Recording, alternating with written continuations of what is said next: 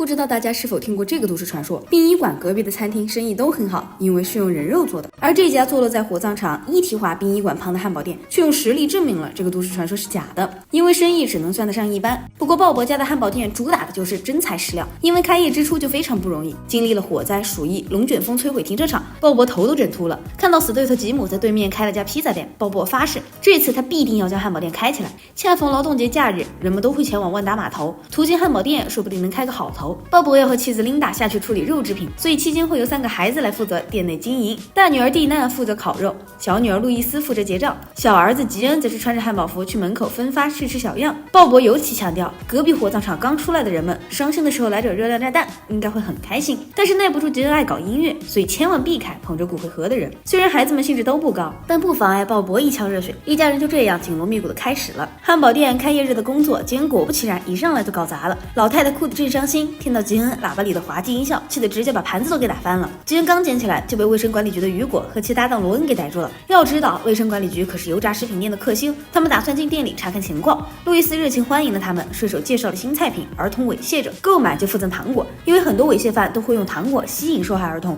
雨果打断了路易斯，由他带自己去厨房查看情况。毫不知情的鲍勃还在和老婆一起绞肉馅儿，老夫老妻的配合相当得当，就是嘴里头闲聊的越来越有火药味儿。因为鲍勃忘记了今天是2人的结婚纪念日，难怪琳达刚才绞肉那么快，感情拿牛肉当自己了。琳达生气的撒手不干了。蒂娜听说雨果是卫生检查员，立刻拉开了自己的裤链，想让他帮忙看看自己下面为啥又红又痒的，真的很影响烤肉。雨果立刻阻止了他，但转头就在小本本上记下了这个烤肉厨师卫生不过关。这时候鲍勃终于来了，雨果愤怒地告诉他，卫生完全不过关，创下了最糟糕纪录的新高。更何况鲍勃你这老小子居然雇佣童工，更是罪加一等。还有那个离奇的汉堡主题，鲍勃一愣，傻孩子乱搞的套餐真的有人点？路易斯表示外面的老头就好这口。众人一看，好嘛，真长了一副猥亵者的模样。鲍勃立刻让儿子去对付他，吉恩不乐意，一家人就在后厨嚷嚷起来。毕竟男孩子也会被猥亵，犯罪者从不看性别。眼看这一家人越扯越远，雨果一声怒喝拉回话题，他们其实在调查一个很扰人的谣言。有人说他家的肉都是从隔壁进货的。鲍勃两眼一抹黑，他甚至知道是自己家傻闺女在课堂上危言耸听的。不过他没想到儿话居然这么有影响力。雨果他们现在就要调查汉堡店的肉材，看看里面有没有违法的东西。要是有，那汉堡店就等着关门大吉吧。而鲍勃自然少不了银镯子。听到上面这么热闹，琳达也走了上来。没曾想一见面他就和雨果对上了眼。他俩以前有过一段轰轰烈烈的爱情，不过最后琳达选择和鲍勃结婚，毁了和雨果的婚约。此话一出，惊艳四座，众人下巴都快落地了。更恐怖的是，雨果永远都记得今天是自己被逃婚，也是琳达结婚的纪念日，所以他绝对不会公报私仇的。才怪，他已经准备好了告示，打算通知所有人这里是人肉汉堡店。毕竟检查中心要周一才给结果，家里生意都快不开张了。琳达还在思索自己收不收得到礼物。琳达很在意雨果是不是真的打算将情敌老爹送进监狱。琳达觉得错不在自己，毕竟是路易斯先传的谣。路易斯觉得这事很好解决，只要母亲去求雨果摘下告示就行了，因为他还爱着母亲。为了鲍勃，琳达认了，他给雨果打去了电话。正在厕所隔间网易云的雨果，在接到琳达电话的一瞬间就喜笑颜开。琳达告诉准备去隔壁送外卖的丈夫，雨果等下会过来和自己聊聊。